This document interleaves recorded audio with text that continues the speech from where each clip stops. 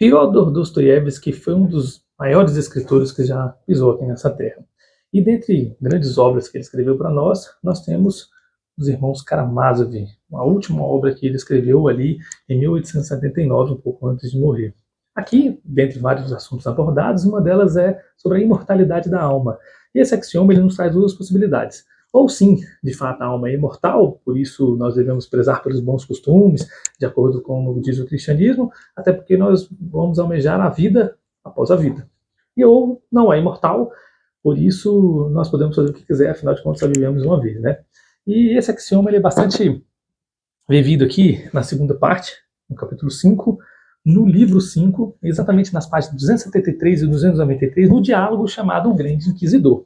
No vídeo passado eu fiz um apanhado geral sobre o livro, sobre os 12 livros, na verdade, desse box aqui maravilhoso, e aqui nós vamos falar somente sobre o Grande Inquisidor. Diálogo esse que acontece no estabelecimento comercial, e eu vou deixar um desafio aqui com vocês, eu quero saber se leram mesmo o livro. Para quem leu, escreve aqui nos comentários também qual o estabelecimento comercial que o Ivan, filho do meio, ele mais intelectual e ateu, está conversando com o Alyosha, o irmão caçula, que ele é um monge católico, e eles abordando ali sobre esse tema. Dentro desse assunto, ele vai colocar, o Ivan vai apresentar, se Jesus, por acaso, tivesse vindo, porque eles estão aguardando a vinda do Messias, né? Se tivesse vindo durante a Inquisição, como que seria isso, né? Jesus desceria na Terra, estaria as pessoas ali passando suas necessidades, os órfãos, as viúvas, os doentes, então o Messias começaria a curar, fazer milagres e maravilhas, quando de repente chega o Grande Inquisidor e o prende. Grisalho, poderoso, ancião, prende o Messias. E aí ele o acusa de um destrabalho. Eu gosto dessa palavra, destrabalho, contudo o significado dela seria uma pessoa ociosa, uma pessoa que estivesse à toa. Só que Jesus está sendo acusado ali de fazer um trabalho contrário ao trabalho que a Igreja Católica fez nos últimos 1.600 anos, que seria o trabalho de tomar a liberdade das pessoas. Eu já vou entrar nesse tema. Eu quero também pedir para vocês, porque a palavra destrabalho não é uma palavra correta para esse termo, né? Já que Jesus estava fazendo um trabalho oposto. Então seria como alguém limpando o outro sujando. Então eu gosto de aprender com vocês. Se você souber uma palavra mais correta para designar a pessoa que está fazendo o oposto de um trabalho, me deixe essa informação aqui, por favor. Nessa acusação, o inquisidor está dizendo que Jesus está acabando com está dando novamente a liberdade para as pessoas que foi tomada. Mas no primeiro momento, ali eu falo assim, mas isso é uma crítica contra a Igreja Católica, né? E na verdade não é. Porque ele está dizendo, isso é conversa entre eles, né, claro. Ele está dizendo que Jesus foi tentado por 3 motivos no deserto ali por Satanás. A primeira tentação é a tentação dos milagres, onde Satanás oferece oferece as pedras, e se Jesus tiver com fome, que transforma em pães. E ele está falando assim, Satanás foi muito astuto. Se Jesus tivesse caído em qualquer uma das 3 tentações, Jesus teria escravizado a humanidade com os seus poderes.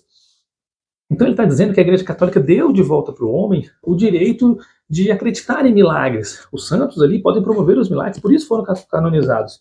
E hoje você vê que outros meios religiosos, eles dão de volta esses milagres. Se você matar aqui um animal, fazer um sacrifício, você vai fazer um trabalho, ou se você for na igreja ali, você vai comprar uma água branca, uma vassoura ungida, essas coisas que a gente vê por aí.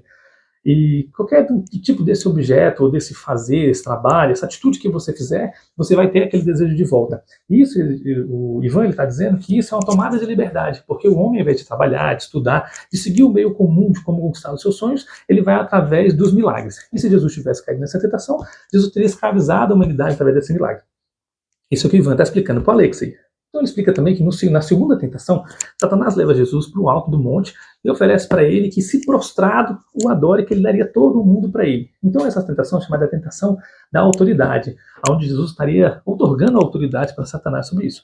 E Jesus, ao negar, ele deixa a autoridade sobre a nossa escolha, para a gente decidir qual é a autoridade. E a gente acaba transferindo essa autoridade, que seria nossa, para os homens, assim como as pessoas ali no Antigo Egito fizeram com Moisés. Nós temos medo da presença de Deus ali no monte, então vai lá você na nossa frente. Então eles otorgaram a liberdade deles, a autoridade para que Moisés pudesse fazer. A gente faz isso hoje, através do Papa, através do pastor, através do rabino, através do líder religioso, qualquer um que você conhecer. Só estou aqui exemplificando, sem fazer nenhum julgo de nenhuma religião, apenas explicando a conversa entre Alexei e o Ivan. Ivan coloca também a terceira tentação, que é onde Jesus fala assim, Satanás fala assim para Jesus: então pula daí e dê ordem aos seus anjos que o salvem. Então, essa é a tentação do mistério, é a tentação onde algo místico vai te salvar, algo miraculoso vindo do desconhecido. E o homem, ele é um ser místico. O homem, quando eu digo ser humano, ele busca ali dentro do reino católico os mistérios que estão escondidos no Vaticano, dentro das religiões matrizes africanos ali, o oculto dos espíritos, dos animais mortos e de outras coisas, dentro do egípcio, né, ali dentro daquelas entidades ali místicas e mitológicas que é procurar. E no meio cristão tem bastante também, no meio protestante a gente vê aí, Deus mandou me dizer, Deus teve uma revelação somente para mim, e Deus já disse isso para você. Eu já ouvi bastante esse tipo de coisa, posso falar com propriedade, que as pessoas, assim, voltando ao diálogo, né? De Alex e Ivan, o Ivan está dizendo que as pessoas elas buscam os mistérios ao invés de buscar a sua atitude física. Nós estamos no mundo físico e real e Jesus fez a negação para Satanás física e real.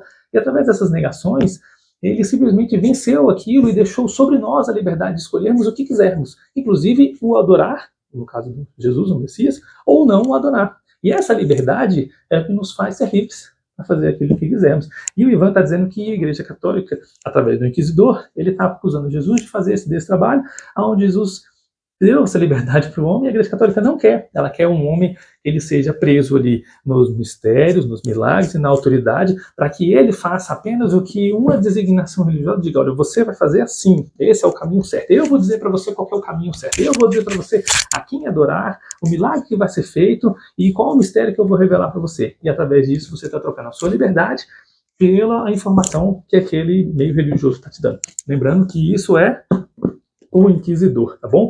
Se você tiver uma interpretação diferente da minha, vou pedir, por favor, que você coloque aqui nos comentários. Esse capítulo 5 ele é obra de grandes trabalhos de doutorado, de mestrados entre psicologia, filosofia, psicanálise, de teologia. Então eu li alguns trabalhos para poder falar sobre isso aqui, e inclusive para não trazer uma opinião, até porque eu não quero, né, fazer spoiler aqui do livro. Eu quero que a gente sente e converse sobre esse assunto. Eu conversei com alguns amigos historiadores, psicólogos, teólogos, que tem bastante amigo teólogo, achei bem legal a opinião deles sobre esse assunto, gostei e venho aqui dividir com vocês um pouco sobre o livro. Agradeço o tempo de vocês, agradeço mais uma vez a atenção e estamos aí para mais uma leitura, super indicação, O Inquisidor, de Fyodor Dostoiévski.